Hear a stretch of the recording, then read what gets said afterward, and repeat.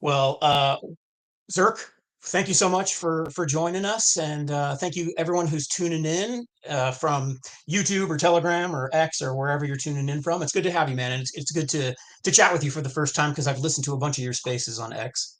Oh, pleasure, pleasure, and thanks for having me. This is going to be a fun time. Yeah, fellow cosmonauts, I'm always stoked to get to know. I drank the Kool-Aid a long time ago, and I've got nothing but love for the ecosystem. Glad to hear that. But so, well, let's start out with your story. Can you share a little bit about what you did before crypto, and then I guess what got you into crypto and NFTs? Yeah, absolutely. Funny story. I have a PhD in medicinal chemistry. So I used to be working for Big Pharma, the biggest of big pharmas, in the oncology department, working on the research side, which was quite stimulating. But that being said, when you're working in such an environment, it's very different than the crypto environment. There's many rules, there's many things you're not allowed to do, and definitely you don't have the creative freedom of what crypto offers, which is basically, unlimited creative freedom. That being said, it's not just for the creative freedom that I decided to double down on the crypto ecosystem. It's freedom, period. So I really recognize myself in the values that crypto or the crypto ethos, which is, that self custody, that freedom to move money, Self to, sovereignty. yeah, self sovereignty, and kind of feel like that was what I was most passionate about is giving back the power to the people. That's super important to me. Hence why I decided to kind of I guess quit the big pharma landscape and now am full time dedicated in the crypto ecosystem. That being said, big pharma has done some incredible things with some life changing drugs. But at the same time, there's some stuff that goes on there that I'm not a huge fan of. I guess it's the same for crypto too. Um, but yeah, so my background is medicinal chemistry. I'm like a chemist. So is that uh, is that where the mad scientist kind of comes from? Yeah, In absolutely. I felt yes, like that was kind of a great parallel. I love science for sure. I mean, kind of studied of, I think, how many years? Oh, so many years in university. I think I've spent 12 years in university. wow. Uh, so long time there. And I used to teach and all those things considered, I've always felt like a mad scientist at the core, and I really enjoy the process of experimenting. That's where our catchphrase comes from. Everything is an experiment. Basically, that my dad told me this when I was younger. There are no bad experiments, right? Like if you do an experiment, it doesn't work out well, at least you learn something there, and you can adjust, you can adapt, you can create new experiments, you can make it better. Hence why I feel like crypto is the same, right? Where you have nobody knows what the right thing to do is. They're trying different shit. Sometimes it breaks, sometimes it's genius, and then we kind of move on and learn from that. So yeah, that's kind of where the Mad Scientist brand and IP came from as well. Yeah, it's not an original thought, but I regurgitate that crypto is still one big science experiment, and that's why we are entitled to these asymmetric outsized returns. Is because of the risk that we're taking, and it's not easy. You know what I mean? And shit breaks. All the time, man. Chip breaks all the time. You know what? This cycle, it hasn't been so bad. I've been in crypto since 2013. Oh, I don't even remember anymore. You kind of lose track of this.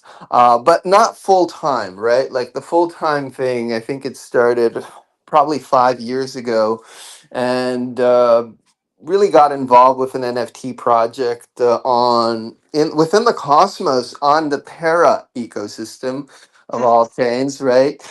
Called Galactic Punks, and they had like this DAO thing where everybody could contribute, and I just really enjoyed the idea of anybody being able to add to a project. I think it's still the case for crypto. If you're holding meme coins, if you're holding big cap, Bitcoin, whatever, right? Like NFTs, you can always kind of add to that community, add to that project simply by posting on X or giving ideas, giving feedback. And those things are quite actionable versus, if you are a fan of big pharma, I don't know if anybody is, but can't really do much there, right? Like the My industry friends will who are just. sales guys, they sure are, but I call them Starbucks delivery people.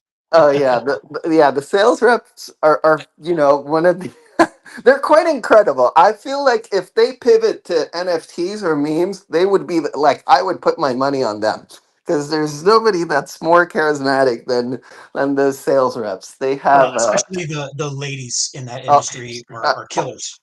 all of them. All of them. You have no chance, man. If they start chilling, it's game over. Game So wait, over so I for got a good us. story. I got a good story for you since medicinal chemistry is your background, and I think you said 2012 you came in. The first Bitcoin I ever bought was in 2014, and I was buying marijuana seeds on the internet from Amsterdam, and they would only take Bitcoin. And I got 5 seeds, and only one sprouted, and it immediately died. And so you heard about that most expensive pizza ever? Well, I probably paid 115 grand in today's money for for a dead marijuana plant, and I don't smoke pot anymore, so I go ahead and tell the story. No big deal. You But know why it's a funny story? Because our co-founder Kudo, who's the artist actually behind the Mad Scientists, he has pretty much the same story as you. First time he bought Bitcoin was, and I think he sent somebody Bitcoin, and then he's like, "Man, I got scammed," and then he got his drugs like a few weeks later. He's like, "Holy shit, this is crazy." So I think, yeah, a lot of people discovered it that way. It's funny, I didn't even discover it that way. I had a few folk from college that kind of talked about it. And then I kind of bought it jokingly in the beginning, and then you kind of learn more about it. You're like, holy shit, this is pretty crazy. yeah, And yeah, once you understand the ethos and the values behind it, you're like, okay, this can go somewhere.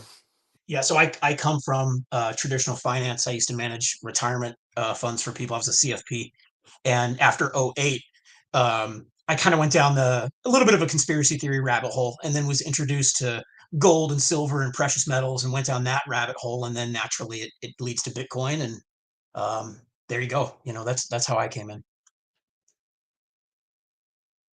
You know what? We actually had Ron. I don't know if you know Ron from Unicorn Fart Dust. I don't know if you're familiar with I him. don't. Oh, that's too bad because he's like a 60-year-old silver trader, very boomer. I'm not calling you a boomer, but he's like a, definitely up there. Has never created a wallet before, had no idea what crypto is about, and then ended up launching a meme coin on Pub Fun this year, and it's quite incredible how much attention he gathered and how much activity, how much community he brought in as well. And basically, he did have a YouTube channel before talking about silver and gold trading, and now he's like silver gold plus unicorn fart dust, I guess, his meme coin. Yeah, man, I love it. The sovereignty aspect, especially of Cosmos. So when you came in, how did you find your way to Cosmos, and then more specifically Osmosis? Yeah, so initially, obviously Bitcoin first, then ETH. I was very much into the Ethereum NFT scene. I really enjoyed that. Then I kind of discovered Terra, and back then Terra was the shit, right? Like, Right. I got in pretty early. I think it was $4, something like that. Again, the values of Terra back then, right, was decentralized money. That was kind of the big concept, which I still believe is a really cool concept. I know it couldn't hold the peg eventually, and the whole thing collapsed. But the core vision was, we don't want any government regulated money. We want this to be fully decentralized, algorithmic. I know that's a bad word now, but It's a good word. yeah, something that is censorship resistant. Hence why I really liked Terra back then, the UST concept, and I got in early, and then that kind of went up, uh, you know, exponentially from four to like $120. So yeah, my bags were pumping. I was happy with that. And that's kind of where I was exposed to the Cosmos ecosystem, even though Terra is kind of its own thing at the same time. But there was a lot of cosmonauts as well that kind of, were talking about these other chains that were Cosmos SDK based. Basically, Osmosis and Stargaze were the two ones that I knew about and I explored afterwards. So yeah, kind of came from Terra, then learned more about Osmosis and Stargaze afterwards. And then when Terra collapsed, I think we kind of left the Cosmos ecosystem for a year or something. Just going back to ETH and Solana roots and things like that, and then rediscovered, I guess, Osmosis. I never left, fully, but kind of was less active within Cosmos just because of that experience. And then there was the FTX collapse. It was all like, rough markets, but I was always in the space. It's just a little less active there, and then I came back, so that was fun. So how do your responsibilities differ from Kudos, and like what do you each bring to the team, and anyone else who is involved, like what are some of the skills that everybody brings together for the Mad Scientist project? I mean, I think Kudo does the bulk of the work. I'm here to do some of the talking, some of the community building, some of the ideas. But he does the bulk. He does the art. Like this art is not AI. He drew that. It's really It's awesome. cool. Yeah. All the mad scientists, they're hand drawn. The videos, the marketing plan even is something that he kind of designs himself too. So there's a lot of things that Kudo does, and he does it really, really well. So I'm very happy that we're working alongside.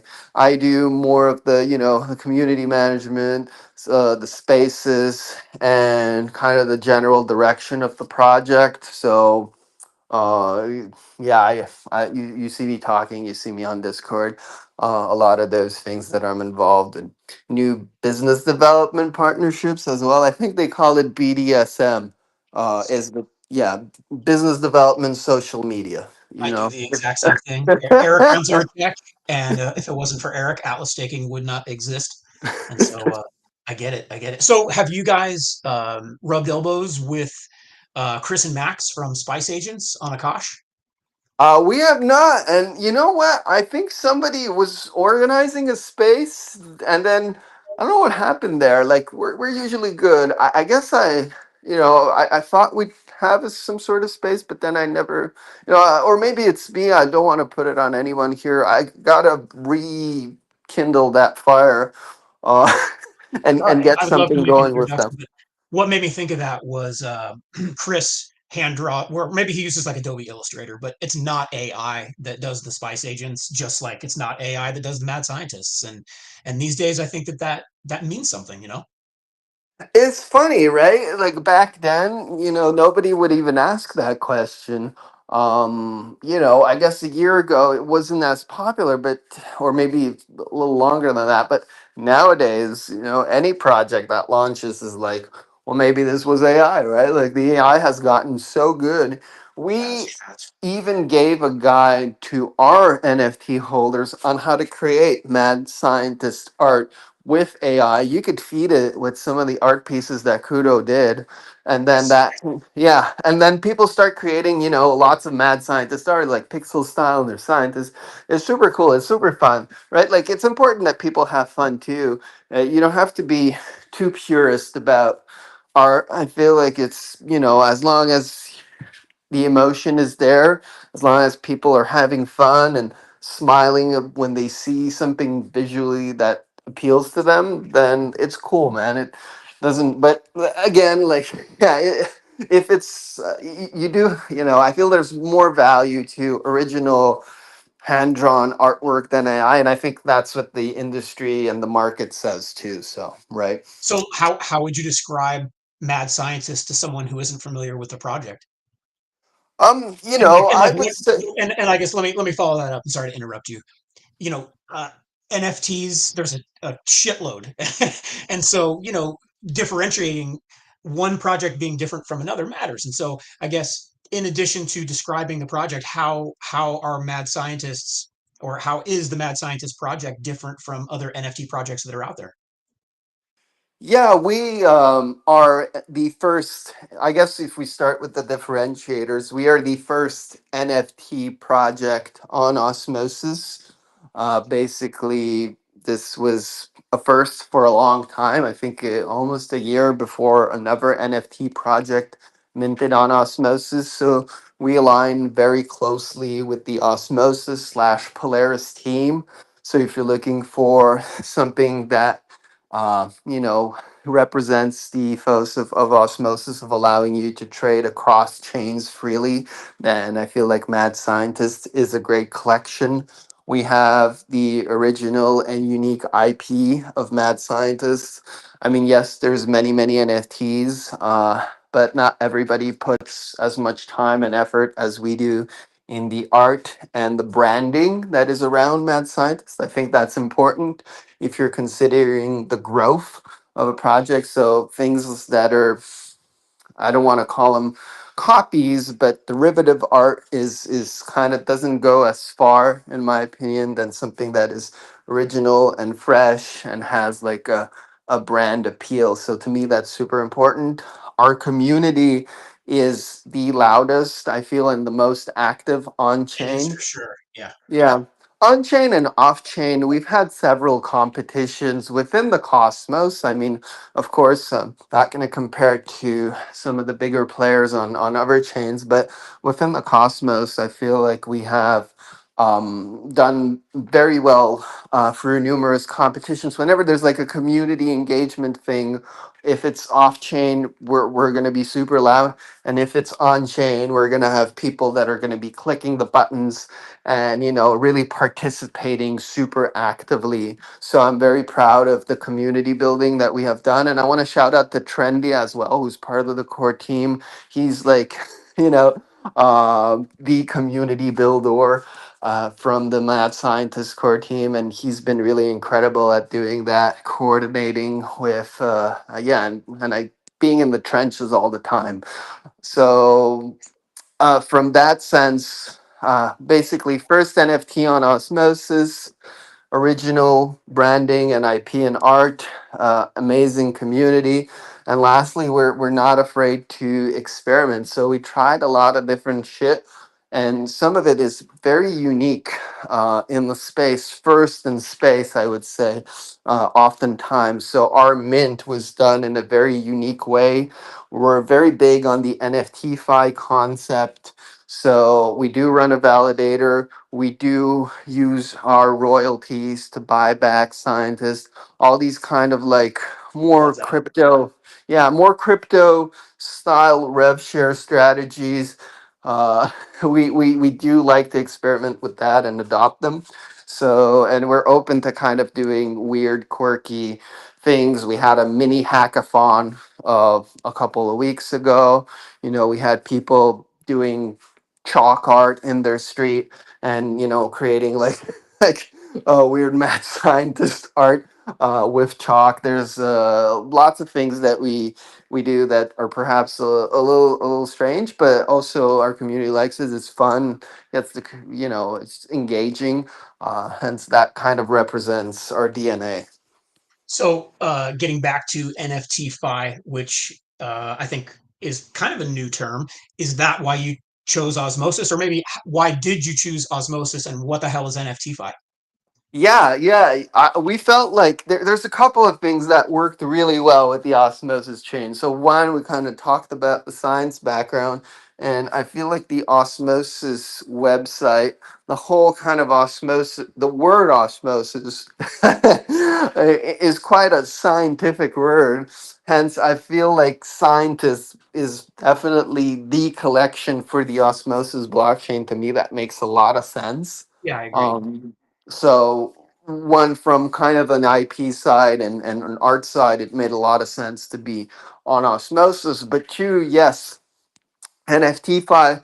Like I said, we like to experiment with that concept, and Osmosis being the hub of liquidity from the cosmos. That's where most of the trades happen, and kind of trying to see what else we can do with NFTs by integrating DeFi strategies within them. So our mint was actually very unique. Again, this was first in space. I don't think anybody has done that. A few projects have done it after us, kind of inspired by what we have done. But minting by doing like this stream swap of a fungible token called Lab, and then using that fungible token to mint the NFTs.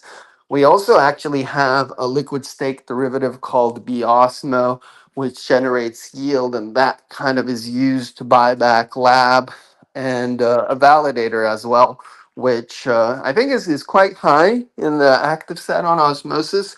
And I we think use you're number all 39. I think I looked yesterday. So I'm nice, filled with not bad. envy because I think we're number 94. Yeah, but we use all the rewards from the validator to buy back Lab and send that to the Osmosis community pool. So that's kind of one of the strategies we have. Once again, to NFTify concept where you're kind of creating some sort of buy pressure. It's not completely illiquid, non fungible tokens. I love it. So how did you come up with the idea of the lab token and then using lab to mint the mad scientist, I guess, or to originate it and to mint it? Like what was the thought process? Yeah, that's a great question. Well, it's a great question because I want to I want to talk about it. But one I'm really big into NFTs, always have been, and one of the biggest issue with non-fungible tokens, and I'd say all tokens, right? Like sometimes you don't get a fair distribution of tokens. And for NFTs in particular, it is quite difficult because they are finite in amount. So that means how can you distribute non fungible tokens to, it's a finite amount of pieces to an audience that really, really wants it. So suppose there's high demand for a non-fungible token, but there's only a limited supply of these NFTs. Few things you can do. You can do whitelists, but how do you allocate the whitelist, right? Like it becomes Discord grinding.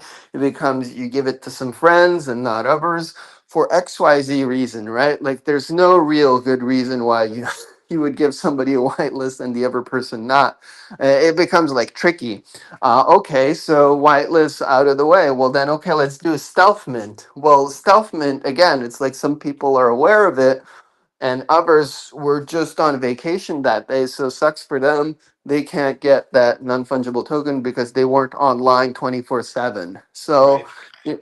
so whitelists and stealth mints are kind of ways of mitigating. And then the last one, the one that we see on ETH is gas wars, which is kind of the worst one, where you pay like one ETH for gas just because you want to be first in line. And funny enough, I did do that for the other side mint, which is the Bored I Ape hope that Yacht that Club was mint. many years ago when ETH was only a couple $100. No, no, that wasn't. That was like, it's okay. It was. I didn't sell mine, so it's fine. But yeah, that was like crazy gas fees for that mint. It was one of the most kind of hype mints of I think ever. So no whitelist, no stealth mint, no gas wars. So the way that we figured it out, and I had pitched like an idea to the team of doing fungible token kind of launch, and then people can mint using that fungible token. And then Sisla from StreamSwap kind of proposed something quite similar. And then I was like, holy shit, we have like the same idea. This sounds like a great concept where everybody has the same opportunity to get the fungible token called Lab for 72 hours. So basically, it was like a liquidity bootstrapping event where you deposited money, and it didn't matter if you deposited money the first minute or 40 hours in. Doesn't really matter because then you can get that Lab token at the end of the day. And if you have 10 lab, you can mint the Mad Scientist NFT. And if you don't, that's okay too. You can just sell the lab token, or you could wait and kind of buy some more, along the way if you wish to do so. So to me, that was kind of the most fair way of launching an NFT project is through StreamSwap, kind of having this liquidity bootstrapping event of a fungible token. And then if you only had a share, a smaller share, you didn't have enough tokens because you didn't put enough money in, or you could sell them or wait to get more. Or, if you got like too many, you could do whatever you want. So basically, I really like that concept because it solved for the problem of demand for a very hyped NFT mint. Yeah, what's amazing to me, considering the Osmo token is like 17 cents, and on the screen right now is the CoinGecko page for Lab, and it's $14.66 a token. So congrats to you guys. That's amazing. I mean, it's not. I will say, so when we did the stream swap, the stream swap ended up one lab cost you 32 Osmo. I think 32 or 31 Osmo, and today one lab is 90 Osmo.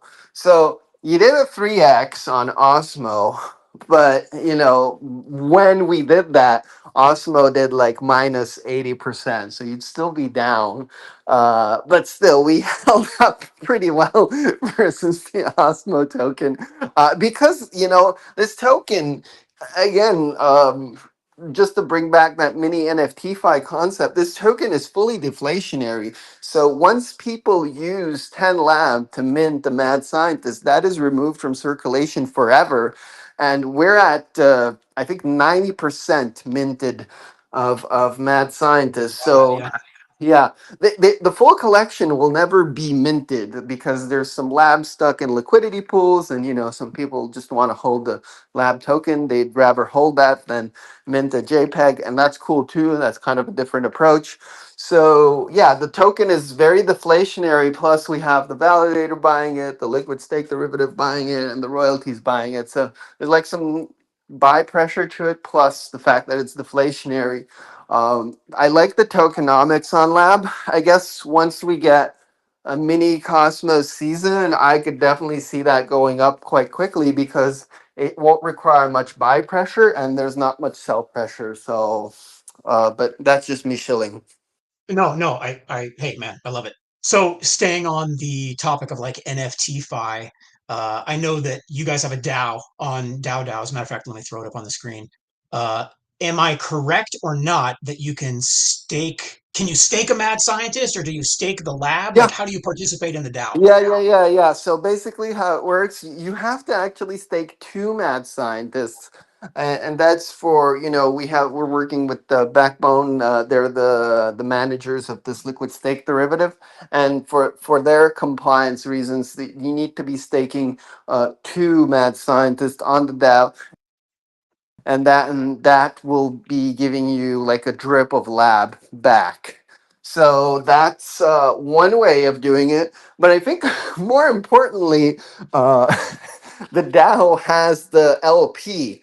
The DAO is the holder of the liquidity pool of lab slash Osmo, and I think it is like 40 or 50K worth of LP. I mean, it's not like huge, but still, it's important to have that secure. So, in a sense, these NFTs that are within the DAO control the liquidity pool or the safety of the liquidity pool. Could have burned it as well. That I guess that could have been an option. But if there's anything cool coming out, I don't know. We want to be doing like Uniswap V4 on Osmosis. If that ever comes out, well then we could kind of do a DAO prop and make that happen. We do a few votes on the DAO here, so yeah, it's pretty Okay, so I interesting. have. Yeah, if you want, we're on Dex Screener as well, and we're on. Yeah, Dex. I think we're one of the only Cosmos tokens that paid for Dex Screener. You could actually pay for it if you're interested. So I what's think interesting, even the I think Osmo. most people don't realize is that in order to be listed anywhere, in order to be in a wallet, in order to be on a website, everything costs money. And that's, for people who are listening, if there's a token you love and you don't see it somewhere, it's because they either didn't pay because they didn't want to, or they couldn't afford to pay the fee to have the token appear wherever you think you want to see it. It's a lot goes on behind the scenes. And so congrats to you guys. Yeah, or they didn't know. I'm willing to give them the runner a chance. But I agree. Like Dex Screener, you have to pay, and I didn't know Osmosis is now integrated in Dex tools as well. So I'm gonna have to pay for that because they weren't. Not all of these famous charting tools use or integrate Cosmos. Dex Screener was the first one, and now I've seen like Dex tools have done it recently. I was like, holy shit, we have. I was looking for something, and I didn't realize I was on Dex tools that you could also get the Osmo LP. So. Yeah, it's cool because you put like a little gift. And, we're an NFT project. The visual is important, so kind of having like that little branding, having a little mini banner there. I like it. I guess kind of a free shout out to Stansberry Research. I'm a member of the Crypto Capital newsletter, and they recommended the Dex Tools token years ago. And I don't use the platform really, but I've owned the Dex Tools token for at least 3 or 4 years. And so it's good to hear you bring it up, and I'm glad people are using the platform. Oh yeah, I mean, I don't know how much meme use you I do don't, though, I because don't. the So Dex like I, tools. Yeah, you mustn't be doing memes because everybody uses Dex No, I tools and focus on Dex screener. L1s. That's Like kind of my personal, like I've messed around and I've had a zillion tokens in my portfolio. I've done LPs. I've kind of pared back and I kind of focus on L1s and staking. And my philosophy is with L1s, if I can own the toll booth on the highway that collects a fee every time somebody uses the highway, it's a lot less risk than betting on the cars and the passengers that use the highway, meaning the protocols and everything that builds on top of the protocols. And so while crypto is still crazy risky, I think that my strategy is pretty low risk in the grand scheme of things.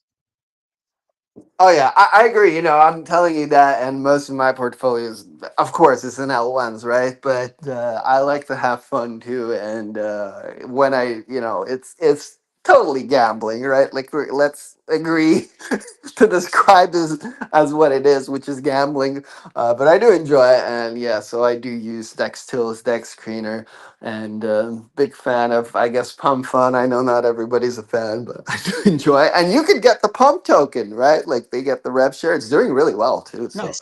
there we So go. one of the things that you had mentioned when we first started talking was that you make the art available for other people to feed into AI, and then they can kind of produce their own stuff. And I know one of the things that the mad scientist community has access to is the university. And I'm hoping I'll throw the university up on the screen. Will you tell us what the Mad Scientist University is all about? Yeah, absolutely. So the Met University is the brainchild of Trendy, our community builder. I feel like the Mad University is a concept that has been replicated this cycle, uh, which is great to see. It was first in space back then, and now you may think of Cato as a close kind of you've heard of Cato, right? Like the apps and things like that. So yeah, so Cato launched, I think, not so long ago, and Mad University was there before, but there was a few concept like this running. I mean, it's not like the original idea, but I think it was at the time. So basically, what it does, Mad University is a way to encourage mad scientists to create content. And you, as a content creator, must understand this very well. You want people to be talking about your project. And Oh no, I think we lost you. Can you hear me? Oh shoot, Zerk. Oh, so all right. So obviously, something happened where. Oh, let me add him back. Good, he's back. Are you there, oh, there we buddy? go. I Yeah, don't know. It something seems happened. I like don't I know. lost my connection. It seems. I don't know if Maybe. I just. Oh no, he lost the connection again. So I'll What's hold on. Let's happening? see if he can. I Am don't I know. back? Is that? I think it's your connection. It's the Canadian internet, man. Are Uh, you connected to a VPN or anything that you can unconnect to? no, let me.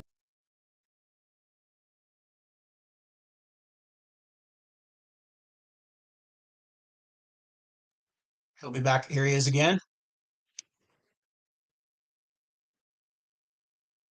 Shoot. All right, There we we're go. Can you back. hear And me? yes, much better. And I guess you wouldn't unconnect, you would disconnect from the It- VPN. yeah, So yeah, yeah. Oh, this is great. You're talking about X earlier, how, but this time it's not on Elon, it's on me. I guess I'll blame it on the Canadian internet once more. But anyways, getting back to Mad University, it's our way of rewarding content creators. So basically, they talk about mad scientists. They talk about our partner projects because that's what we're all about. We're about growing the pie together, and we have lots of collabs with Cosmos aligned and even not Cosmos aligned projects. You know, back in the days, I guess Mantra was very popular, and then Sunrise and Toki, just to name like a few projects out there, Mitosis, all these projects that are kind of parallel to Cosmos. We want to be talking about them just because we feel like elevating these projects is great for us as yeah, I well. mean, it sounds like you guys do a lot of collaboration, which I think is amazing. Yeah, yeah, of course. So basically, that could be a theme for Mad University. You know, you talk about these other projects, you talk about mad scientists, you put in some words, you put like the hashtag, so it's recognized by this, you know, by our software, and you could put some imagery using AI if you want to do so, and then boom, you're getting your points. And at the end of the month, you can spend your points on raffles to win Mad Scientist or Lab, basically. So it's a fun kind of like, you know, uh yeah, content creation reward program that we have developed. And now, you know, Kato is kind of doing something similar, and there's a few others that are kind of doing this as well. But I feel like it's a cool thing that we have developed, and we're always working on improving too. Nice. So then, if we were to move on, if I'm just cruising on your website and then I go over to science clubs, are you seeing much action there? What are the science clubs all about? Yeah, well, I was talking about the chalk competition. We actually have a trait that's called chalk, and we have you know, this club that started the Chalk and Clones Club.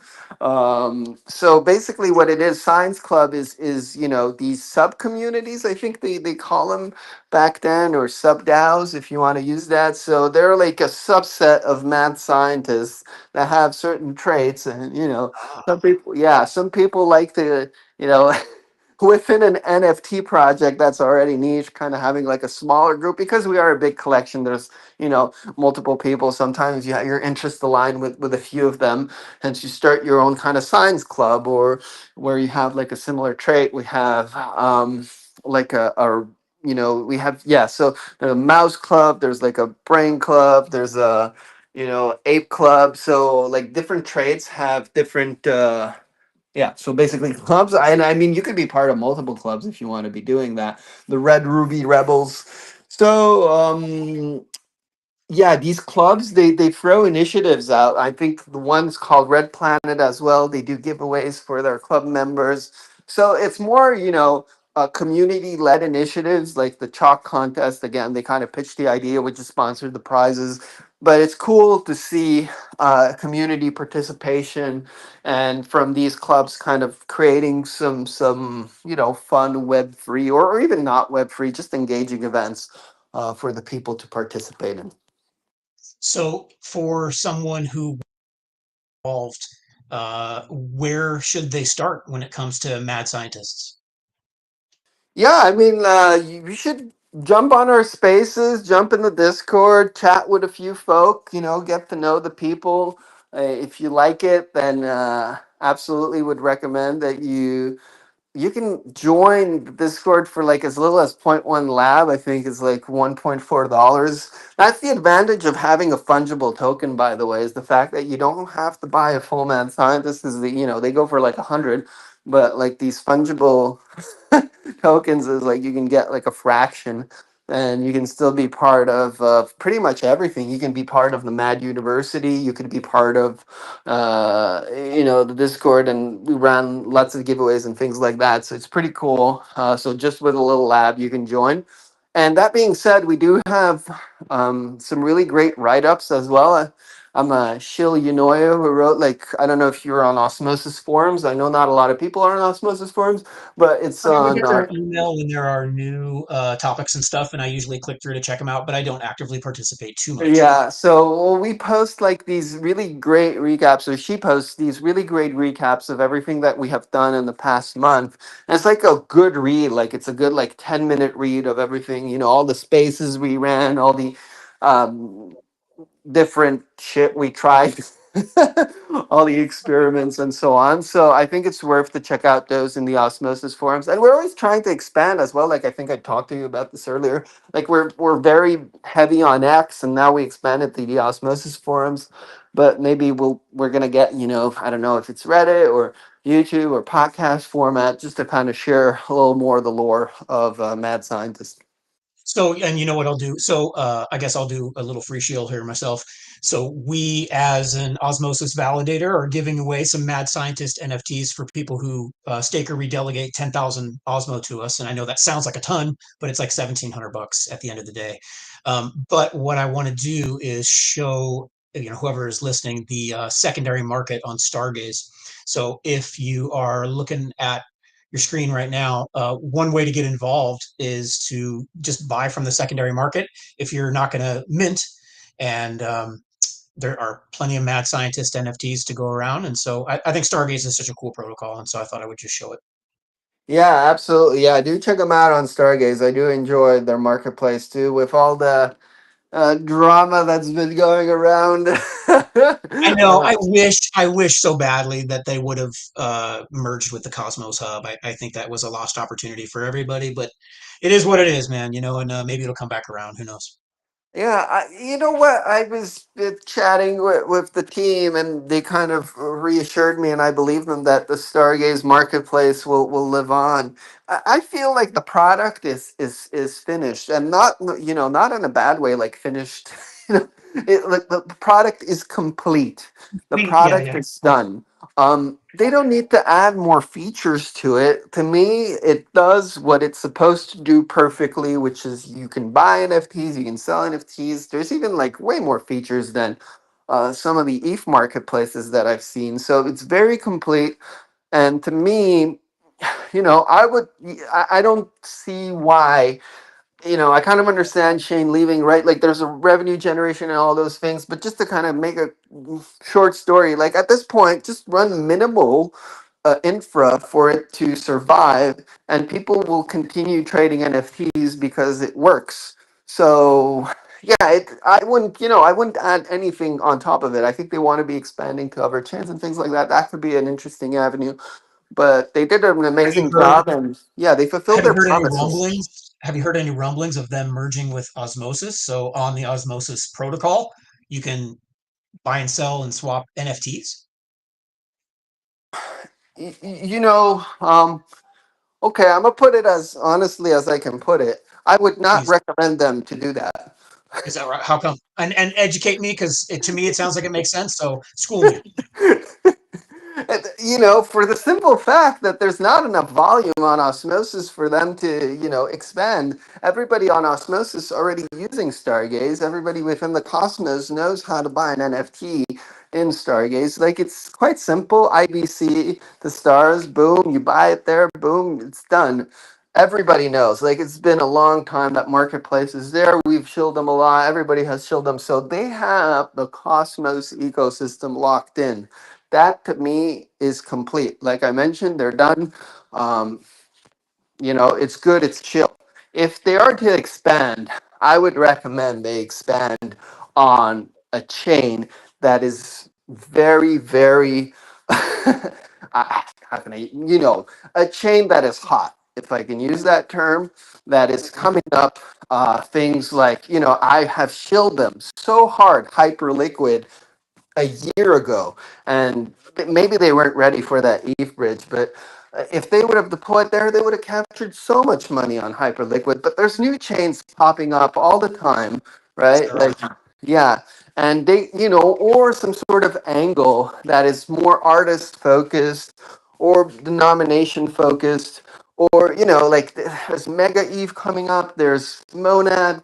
There's there's all these chains, right? Like they could be, on stable chain or whatever the chain from Stripe, or, Tether. yeah, Tether, all those chains, right? Like perhaps they could deploy an NFT marketplace there, where there's so much economic activity that even launching like one collection would create, that funnel, that revenue stream. And I'm not saying like, I'm anti Cosmos by not, shilling Osmosis. I think it's just the marketplace is like, it's how much is this adding? Like people know how to buy these NFTs on Stargaze. It's fine. It's cool. I don't think the limit for people buying NFTs on Stargaze is not being natively on the Cosmos or being natively on Osmosis, right? Like all the Cosmos folk buy bad kids and they're cool with that. Like it's easy for them to just go on Stargaze, boom, it's there. It's not an issue. There's no technical kind of friction points. But for somebody that's on another chain, they want like a native marketplace, they should explore that opportunity. That's just my opinion, right? Like I don't know if I'm No, right, I, but I think it's yeah. pretty sound logic, man, for sure. As much as So personally I would like to see them on Osmosis, like I would like that. Obviously our NFT collection is on Osmosis. I would love to see them be on Osmosis. I just don't think it's a great idea for them to do that because for the amount of, or maybe it requires no resources, but I'm sure it requires some resources to do it. And I don't know how much there is gain for them to deploy Stargaze on Osmosis. That's just my opinion. I don't know. Maybe they, maybe I should be more convincing because that would pump my bags, but I don't know, no, man. I mean, I think honestly, it makes sense for if I own Stargaze, just and there was no one else to consider, and then a stablecoin chain like something that's a USDT is creating itself. USDT is the most widely used stablecoin, so there's going to be a shitload of activity, and so why not plant yourself on that chain that inherently has a ton of activity? I mean, it makes logical financial It's sense. I mean, I seventy I billion hadn't thought of dollars. that. I don't even know how much Tether is at, and market cap is it 70 billion or 80 billion? Like, I think don't know. about it, man. It's huge amount of money. Like, it's just ridiculous the economic activity that's there. They launch one marketplace, they get 1/100 of that action. It's going to be already much more than what they have, I feel like, or maybe equivalent, right? But if they deploy on Osmosis, like I don't know how much are they grow. It's like a lateral move, is what I'm saying. They should I look, don't disagree. yeah. Interesting. Well, so okay, so since we're talking about kind of we're future tripping, are there any hints or any teasers about what's next on the roadmap for Mad Scientists? Yeah, we're always cooking and experimenting with different things. So I'm kind of, this, right? Like one, our NFTs are ICS 721 enabled. So I did say we are the first NFT collection on Osmosis, which is absolutely true. Our NFTs mint on Osmosis. That's their provenance. The smart contracts generation of the token is on Osmosis, but then you get to bridge it to Stargaze to trade them because Stargaze has a great marketplace, as we talked about. Um, but perhaps we could do more experiments with different chains. That's one of the ideas, again, to kind of build upon that lore and expand the science realm. I mean, science is everywhere. So that's one of the things. Too, we have like this really cool game that we've been working on for a long time now. And I don't want to promise when that's going to come out. Is But this the it's been a pots or is while. that something different? I'm sorry? Is this something pots or is that different? No, Matt Potts is, yeah, Matt Potts pretty funny. This was a community led, entirely community led. Somebody kind of created this game. We're like, holy shit, that's pretty cool. He deployed it, and I don't know. I think he's not doing it anymore. It was fun while it lasted, but no, Gotcha. it's not Matt Potts. It's also a gambling game, so we'll see if people actually enjoy it. But we think people will like it whenever that comes out. That's going to be an idea. And always exploring, new BD collaborations. We have a few things with prediction markets and things like that that are coming up. I'm usually not the best at giving alpha. I prefer to kind of save the announcements for when the announcements actually come and not people have speculate on what's going to come. But yeah, those are kind of the things that we're working on. And we're, again, I feel like we're one of the most active communities. We post every day. we're almost every day, like on Discord, every day on X. We host like 2 3 spaces a week if we can on X. So we like to keep active, and we're gonna go. Yeah, we're used to grinding. So I'm like very. I like the bear market because that allows you to build things, Agreed. feel yeah, and quietly, but I like kind of the challenge of rising to the top through difficult times. So yeah, we're kind of always trying new things to see what works and what doesn't. Everything's an experiment, man. Yeah, I like one of the things I love about bear markets. I think that that many people don't realize is that the staking yield goes up as people unbond because the reward pie is then divided up between fewer addresses. So those who stay staked get more. And so if you love a project and you're in it for the long haul, or at least several years, it is absolutely to your advantage to stake during a bear market and to collect tokens and build your stack. And just as a finance guy and as a more longer term investor versus a trader, yeah, I lick my lips at bear markets, and I don't see them as bad things anymore. Although this last one was pretty tough. I mean, it was long, but yeah, I'm with you. I'm with you. You know what? It's funny because osmosis now is actually deflationary. And I'm going to show osmosis because we are an osmosis NFT project. But osmosis has gone deflationary with their new. They had the Burn. reduction. Yeah, all those things. But uh, so basically, simply put, they're giving away less tokens than they're burning because of the fees they're making. So that to me is quite bullish when you reach that point where you know obviously demand is not there. We can agree on that. But there's very little inflation, and there's more tokens being burned than inflated. So as soon as demand comes, that to me is something that could go up quite fast because there's not much sell pressure. It just requires a little more demand, and then it'll go up. So, but demand Well, is I mean, always difficult, right? I think the previous all time high for Osmo was like 11 and change, and at Oh 17 boy. cents, Yeah. I don't think it's unrealistic to see possibly 100x in this market. I mean, who knows? And it's a shame that the community at large doesn't seem to give a shit about tokenomics, nor do they give a shit about decentralization yet. But I do agree that if the tokenomics have been fixed, that when the floodgates do open, it's certainly going to help the value of the token. Yeah, for sure. That's I think it's super important, right? Like if you don't care about tokenomics, I mean, we've seen this, right? Like Stargaze being an amazing product, and Osmosis too. I might put them in the bag there. Products that people use, right? Like I use this, I told this I'm Terra initially, and then obviously before that was like ETH and Bitcoin and Solana. I do all the chains, and I use these Cosmos products called Osmosis and Stargaze. They're generating fees, but because of the tokenomics, it was just like very down only for some time. But now they kind of plateaued. They reached that level where, in my opinion, the burn, like the team says, right, like the burn is higher than the inflation. So at this point, like, it's obviously stagnant because there's no demand, but even with just a little demand, it's going to go up, and with a little more burn, it's going to go up too. So, and Yeah, I that's mean the that's meta. my thing is we don't need more chains. We don't need more dexes. What we need are more killer apps that people can open on their phones and use. And then you bring users. And I think that that is largely what gets missed a lot of times. And it's like, sure, it's a great tech, but if there isn't something that the average person walking around with their cell phone can use, then it's great tech without users. Yeah, absolutely. And this meta has really been the rev meta, the revenue share meta, or the fees meta. But what does that mean, right? Like that's the stupidest term. The fees meta. Well, it means your protocol is doing money. Aren't all protocols supposed to be doing money, right? Like Supposed to be, supposed to be.